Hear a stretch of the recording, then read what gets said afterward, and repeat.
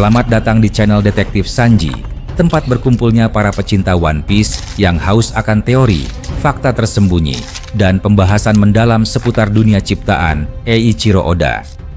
Di sini, kami tidak hanya mengikuti alur cerita, tapi juga menganalisis setiap petunjuk, menghubungkan fakta-fakta kecil yang sering terlewat, dan mencoba memecahkan misteri besar seperti siapa Joy Boy sebenarnya, apa tujuan sejati pemerintah dunia, hingga sejarah abad kekosongan yang selama ini ditutupi.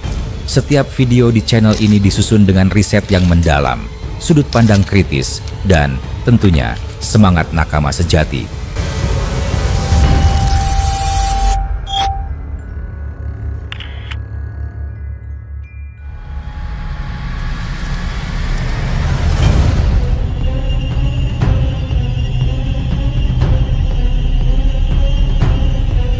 Pertempuran di Marijoa terus berkembang menjadi badai kekacauan yang tak lagi memiliki bentuk. Kota suci para naga langit itu, yang selama ratusan tahun berdiri sebagai simbol kesombongan tertinggi pemerintah dunia, kini berubah menjadi panggung perang besar yang mengancam meruntuhkan segalanya. Api berkobar di beberapa titik, serpihan bangunan berterbangan, jeritan dan dentuman menghancurkan kesunyian sakral tempat itu.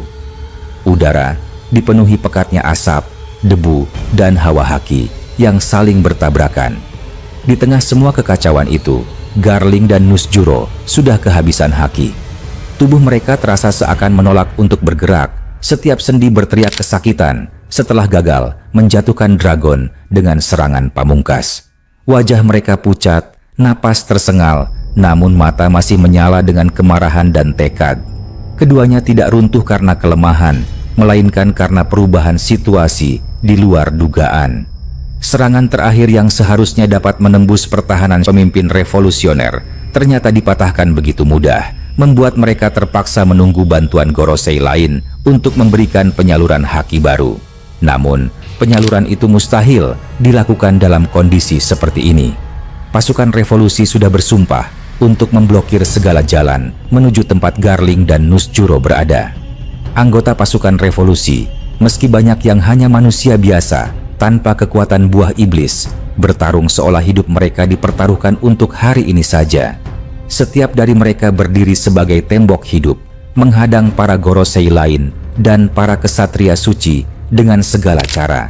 Meski tubuh terluka, meski darah memenuhi wajah, meski tanah di bawah kaki sudah tidak lagi mengenal bentuk. Shamrock melihat semua itu, dan sesuatu dalam dirinya meledak. Tatapannya berubah gelap, langkahnya mengeras, dan aura pembunuh yang ia sembunyikan selama ini naik ke permukaan. Anak didikan langsung, Garling itu tak tahan melihat para manusia biasa berani menghambat jalan para penguasa dunia. Tanpa memberi peringatan sedikit pun, Shamrock mengambil keputusan ekstrim yang bahkan membuat sebagian kesatria suci terkejut. Terjun langsung ke garis depan untuk memaksa pasukan revolusi membuka jalan. Serangan pertama dari Shamrock cukup untuk membuat tanah retak memanjang. Ledakan udara tercipta hanya dari ayunan pedang yang tidak menyentuh apapun. Banyak pejuang revolusi terpental belasan meter. Beberapa tak sadarkan diri. Sebagian berdiri kembali sambil menahan rasa sakit. Tujuan Shamrock jelas, memecah fokus, memecah barisan, menciptakan celah sekecil apapun agar Warkuri atau Jupiter dapat kabur dan memberi pertolongan pada Garling serta Nusjuro. Dan rencana itu sempat berjalan dengan sangat mulus. Ketika pasukan revolusi dipaksa bertahan menghadapi rentetan serangan brutal, Warkuri berhasil menerobos dan mulai melesat menuju area di mana dua Gorosei itu terhalang oleh kehancuran bangunan. Sementara itu, Jupiter tetap berada di lokasi semula, menjaga Shamrock dan menahan gelombang pasukan revolusi yang datang dari berbagai arah. Namun, rencana apapun yang berlangsung di Marijoa hari itu tak pernah bisa berjalan sempurna selama Dragon masih bernapas. Di area lain yang jaraknya cukup jauh, Dragon tengah terlibat dalam pertempuran sengit melawan Gorosei Mars bersama panglima pemberontak terkuat kedua di dunia. Udara di sekitar mereka mendidih oleh benturan haki tingkat tinggi. Tanah terbelah hanya karena pijakan. Ketika Dragon menangkap pergerakan Warkuri dari kejauhan, tatapannya berubah tajam dan penuh perhitungan. Satu langkah salah saja, dan seluruh serangan terhadap Marijoa malam itu bisa runtuh total. Panglima pemberontak yang bertarung bersama Dragon memahami kondisi tersebut hanya dari ekspresi singkat. Dengan keberanian luar biasa, ia menyatakan kesiapan untuk menghadapi Mars sendirian meski tahu risiko yang menunggu. Kemampuannya memang tidak setara dengan salah satu Gorosei terkuat itu, namun ia menahan cukup lama untuk memberi ruang bagi strategi revolusi. Begitu ujung pedang Mars membelah tanah, Dragon sudah melesat pergi. Gerakannya menembus langit, dan hanya dalam hitungan detik figur itu melayang tepat di atas Warkuri. Tanpa basa-basi, badai angin tajam menghantam. Angin itu cukup untuk mengoyak gedung batu seperti kertas. Warkuri yang sedang berada dalam mode hibrid terpaksa berhenti total. Tubuhnya digempur oleh rentetan serangan itu tanpa kesempatan untuk menghindar. Dragon tidak memberi jeda sedikit pun. Setelah badai angin pertama berakhir, ia menukik dari udara, memadatkan haki pada kedua tangannya, dan mencengkeram taring Warkuri dengan teknik cakar naga. Benturan itu menciptakan dentuman keras yang mengguncang seluruh blok bangunan. Warkuri terhempas jauh, menabrak puing-puing besar yang langsung hancur berkeping-keping. Serangan itu sepenuhnya berhasil menghentikan langkah Warkuri menuju Garling dan Nusjuro. Penyaluran haki pun tertunda, dan dua Gorosei itu tetap berada dalam kondisi kritis.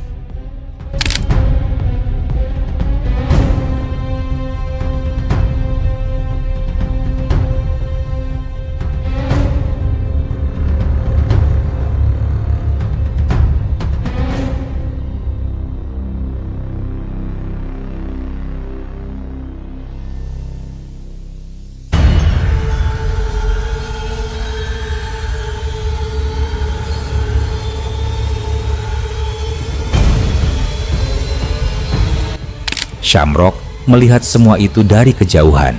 Emosi dalam dirinya meledak seperti gunung berapi. Rencana yang telah dibangun dengan susah payah hancur hanya karena satu orang, Dragon, musuh yang sejak awal dianggap sebagai inti dari segala masalah. Kesadaran itu menghantam Shamrock dengan keras. Bagi kesatria suci lainnya, komandan revolusi dan para aliansinya sudah cukup merepotkan. Namun bagi Shamrock yang mewarisi ambisi dan kebengisan Garling, Dragon adalah ancaman yang wajib dipatahkan. Selama Dragon masih bergerak, tidak ada kesempatan bagi para Gorosei untuk bebas. Dengan tekad membara, Shamrock menghentikan pertarungannya saat itu juga dan langsung melesat ke arah Dragon. Kecepatan gerakannya hampir tak terlihat. Setiap pijakan menyisakan kawah kecil dan garis retakan panjang. Amarah murni memancar dari tubuhnya hingga udara di sekitarnya terasa lebih berat. Dragon merasakan kedatangannya dan segera memadatkan angin di telapak tangannya. Dalam sekejap, sebuah pedang angin tercipta, bening namun mematikan, diselimuti garis-garis petir hitam yang berdetak seperti denyut jantung liar. Bilah angin itu tampak lebih tajam daripada pedang cahaya Kizaru, dan aura haus Shokuhaki yang terpancar darinya menggema ke seluruh penjuru. Shamrock datang dengan tebasan pertama. Dragon menyambutnya dengan tebasan balasan. Kedua pedang itu bertemu, memekarkan gelombang kejut masif yang menyapu bangunan di sekitar mereka. Tanah terangkat, angin berputar liar, dan suara dentuman bergema seperti petir di tengah malam. Dalam pertukaran serangan itu, Dragon mengenali tatapan Shamrock. Bukan tatapan musuh biasa, namun tatapan seseorang yang memiliki hubungan dengan masa lalu kelam. Shamrock adalah kembaran dari Shanks, anak yang hampir berhasil dibebaskan oleh Dragon di Pulau Garvali. Namun, pada masa itu, kekuatan belum cukup besar. Shamrock jatuh ke tangan pemerintah dunia, sementara Shanks berhasil terselamatkan dan dibawa keluar dari neraka tersebut. Sementara pedang mereka saling bertubrukan, Dragon mengucapkan penyesalan yang telah dipendam selama bertahun-tahun. Seandainya Shamrock tidak jatuh ke tangan para Tenryubito, hidupnya akan tumbuh berbeda. Ia bisa berkembang sebagai manusia merdeka, seperti Shanks yang dibesarkan oleh bajak laut Roger, tumbuh menjadi sosok berkepribadian baik, bahkan menembus kasta tertinggi pemerintah dunia demi tujuan tersembunyi.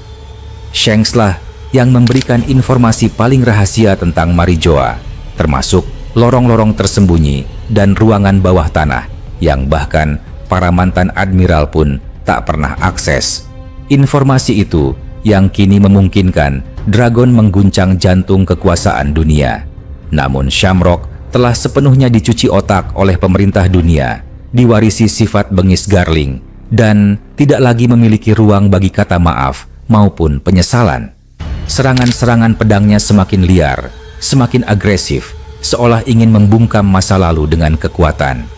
Dragon, meski menyimpan rasa bersalah yang mendalam, terpaksa menghadapi Shamrock dengan keseriusan penuh. Setiap tebasan pedang angin diarahkan tidak untuk membunuh, tetapi untuk menahan dan melemahkan. Namun, intensitas Shamrock sulit dikendalikan. Tubuhnya bergerak seperti bayangan hitam yang tidak pernah berhenti. Setiap langkahnya menyisakan bekas luka pada tanah. Pertempuran keduanya menjadi pusat badai baru di Marijoa. Sementara itu, jauh dari mereka, Sabo, Karasu, dan Koshiro bertempur melawan dua kesatria suci yang dibantu oleh puluhan agen CP0 bertopeng. Serangan dari berbagai arah menghujani mereka tanpa henti. Ledakan api Sabo mewarnai langit malam. Bayangan hitam Karasu bergerak seperti kawanan burung pembawa kiamat, dan aliran pedang Koshiro menyapu bersih para musuh yang terlalu mendekat. Marijoa yang selama berabad-abad berdiri di atas penderitaan manusia kini berubah menjadi arena penuh kehancuran dan pertempuran yang belum pernah disaksikan dunia. Semua orang, baik musuh maupun sekutu, memahami bahwa malam ini akan menentukan arah sejarah selanjutnya. Apakah kekuasaan naga langit akan terus bertahan, atau apakah revolusi akan benar-benar mengguncang fondasi dunia sampai roboh? Pertempuran masih terus berlangsung. Tidak ada yang mundur, tidak ada yang merasa takut. Malam itu, seluruh Marijoa dipenuhi tekad yang beradu dan amarah yang tidak kunjung padam. Di tengah gemuruh pertempuran besar yang menggetarkan langit, barisan agen itu terus maju tanpa ragu. Kekuatan mereka berada di atas rata-rata, jumlah mereka sangat banyak, dan kemampuan mereka saling melengkapi, sehingga medan perang terasa seperti lautan ancaman yang tak pernah surut. Sabo, Karasu, dan Koshiro berusaha menahan dua kesatria suci beserta puluhan anggota CP0 yang menyerang bagaikan badai tanpa jeda. Serangan balik yang mereka lakukan selalu dihadang oleh gelombang serangan baru, membuat pertempuran itu terasa panjang, menguras energi, dan penuh tekanan yang menghancurkan.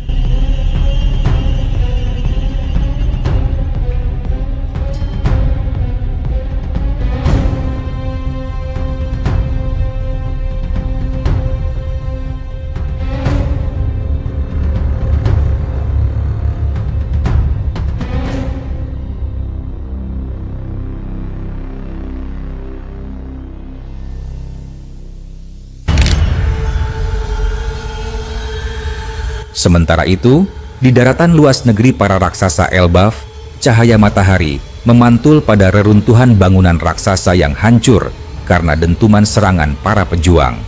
Di sana, Brook bertarung sengit melawan Killingham. Tubuh tulangnya bergerak cepat, lebih lincah dan lebih kuat dari sebelumnya. Suara pedang dan dentingan energi saling bersahutan, membuat udara bergetar seolah ingin pecah. Namun, sebelum duel keduanya mencapai titik puncak, Somers muncul tanpa peringatan, membawa gelombang kekacauan baru. Tanaman-tanaman berduri raksasa bermunculan dari tanah dan dinding-dinding batu, dipelintir menjadi tombak-tombak tajam yang langsung diarahkan untuk menusuk Brook dari segala arah. Dalam waktu yang hampir bersamaan, Killingham melompat tinggi, lalu mengarahkan kedua tangannya ke depan. Ledakan energi biru yang begitu besar memancar dari tubuhnya, membentuk gelombang kejut yang melesat cepat ke arah musuh. Jika dua serangan itu mengenai Brook secara bersamaan, tubuh rapuh itu takkan bertahan. Jinbe yang memperhatikan pergerakan itu dari sisi arena langsung melompat ke depan. Dengan menggerakkan kedua telapak tangannya ke atas, air yang terkumpul di awan-awan di atas langit mulai turun dan dalam hitungan detik membentuk dinding air raksasa yang menghalangi gelombang kejut Killingham. Dentumannya menyebar, menghantam dinding itu dan menyembur ke segala arah. Sementara itu, Brooke menggunakan tebasan dingin yang membuat udara berembun, membekukan tanaman-tanaman berduri Somers dalam sekejap, lalu memecahkannya dengan satu gerakan. Tak jauh dari sana, Frankie sedang menghadapi raksasa iblis yang mengamuk seperti gunung hidup. Ledakan energi dari senjata-senjata Frankie bergema di udara, membuat tanah bergetar. Walau fokus utamanya adalah monster itu, Frankie tetap mengamati keadaan Brooke dan Jinbe. Jika situasi memaksa, bantuan akan diberikan. Namun untuk saat itu, ancaman raksasa iblis yang terus menghancurkan apapun di sekelilingnya tak dapat diabaikan. Jika dibiarkan, makhluk itu bisa meratakan seluruh area pertempuran. Di bagian lain, medan perang yang tak kalah kacau, Zoro dan Sanji saling menghindari hantaman dari dua raksasa iblis, Dory dan Brogy, yang dulunya merupakan pahlawan Elbaf, namun kini dikendalikan oleh kekuatan gelap yang mengubah tubuh mereka menjadi monster. Suara langkah kaki raksasa-raksasa itu meretakkan tanah. Setiap ayunan senjata, mereka membelah udara seperti angin topan. Zoro memperhatikan Somers yang sempat dihajar oleh serangan Haoshoku Haki sebelumnya, namun tetap berdiri seolah tak pernah terluka. Sanji melirik sejenak ke arah yang sama, lalu berkata bahwa regenerasi musuh-musuh itu bukan sesuatu yang mudah dihentikan. Haoshoku Haki hanya memperlambat proses pemulihan mereka, bukan menghancurkannya secara permanen. Sejauh yang dapat dipahami, tidak ada metode yang benar-benar bisa memusnahkan pengguna regenerasi tersebut. Bahkan, di masa lalu, tokoh-tokoh kuat yang menguasai Haosaku pun hanya mampu membuat regenerasi para titan itu melambat, bukan berhenti total. Di tengah guncangan lain yang menggema melalui reruntuhan, Robin, Nami, dan Usopp bertarung melawan pasukan makhluk mimpi buruk yang bergerak tanpa henti. Di antara bayangan-bayangan itu, sosok raksasa Jaguar de Saul terlihat tergeletak namun sudah tersadar meski tubuhnya penuh luka. Robin melihat kondisi itu dari kejauhan dan langsung bergerak laksana bayangan, melesat menuju sahabat lamanya itu. Ketika tiba di sisinya, Robin tampak menahan duka karena Saul jelas tidak mampu bertarung. Namun Saul tetap berusaha tersenyum, meyakinkan bahwa kondisinya akan membaik. Robin berdiri di depan tubuh besar sahabatnya, melindunginya dari serangan monster mimpi buruk yang mencoba menerobos. Melihat wanita yang dulu diselamatkannya di Ohara kini tumbuh menjadi pejuang yang mampu berdiri melawannya, Saul merasakan campuran bangga dan haru yang membuat hatinya bergetar. Di tempat lain, suara ledakan besar membelah udara, menandai duel dahsyat antara Garp dan Kuzan. Es dan gelombang udara panas bertabrakan, menciptakan badai yang menyelimuti area itu. Sementara itu, Bogard berada dalam posisi sulit menghadapi para kapten kuat dari aliansi Kurohige. Tubuhnya penuh luka dari pertempuran sebelumnya, tenaga mulai terkuras, dan jumlah musuh yang menyerangnya terus bertambah. Kapten-kapten itu bukan petarung biasa. Masing-masing memiliki bounty lebih dari 1 miliar berry, ditambah pengalaman bertempur yang brutal. Di saat situasi memburuk, Koby muncul dengan napas teratur dan tekad membara, diikuti Helmeppo dan Prince Grus. Mereka langsung menyerbu ke tengah kerumunan musuh untuk meringankan beban Bogard. Tak lama kemudian, dua Vice Admiral, Momousagi dan Tokikake, tiba untuk memperkuat barisan. Keduanya datang dengan koordinasi matang bersama Kizaru dan Sengoku.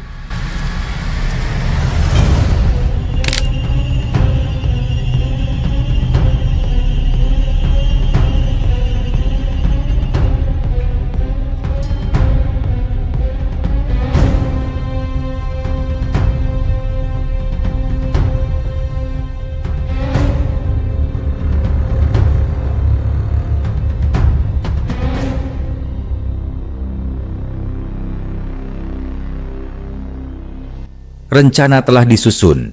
Kizaru akan bergerak bebas di berbagai area dengan kecepatan cahaya untuk menghadang pasukan Kurohige yang tersebar. Sementara, Sengoku akan melindungi para marinir yang terluka dan memperkuat area-area yang terkepung.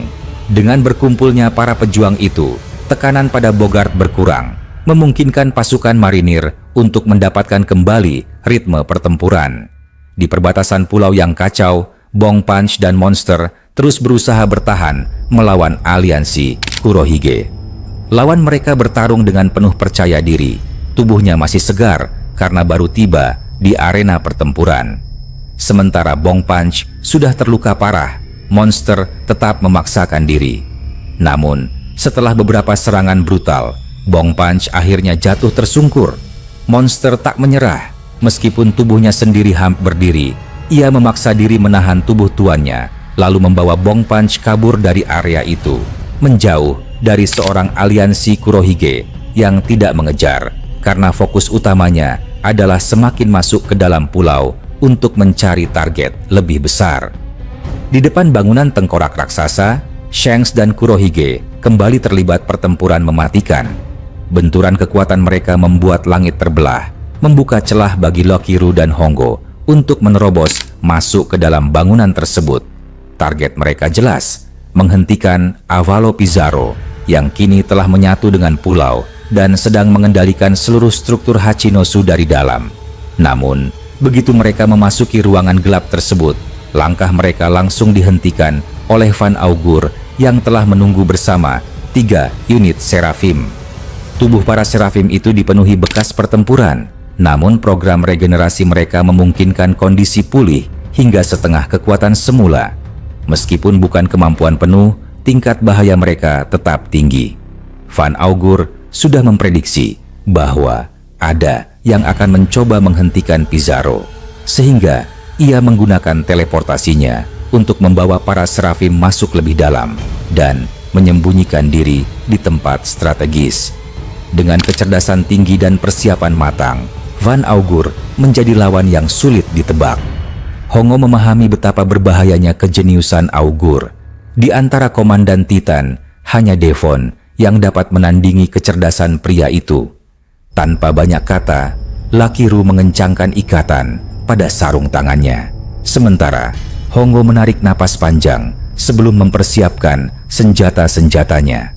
Ruangan tengkorak itu langsung dipenuhi ketegangan yang begitu pekat ketika kedua pihak bersiap melancarkan serangan.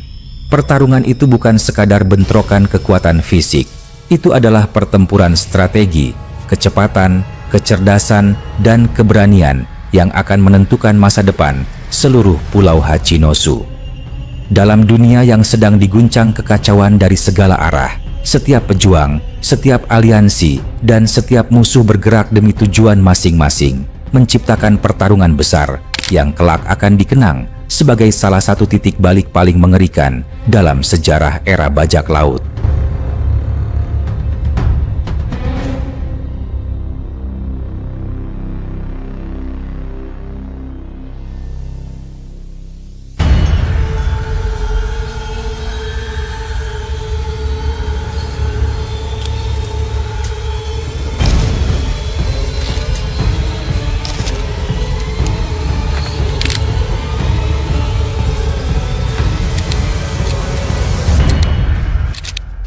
Terima kasih sudah menyaksikan video ini sampai selesai.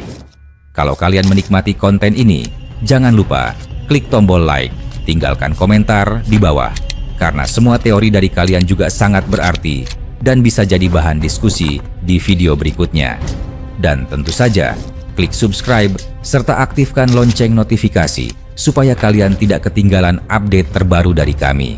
Sampai jumpa di video selanjutnya.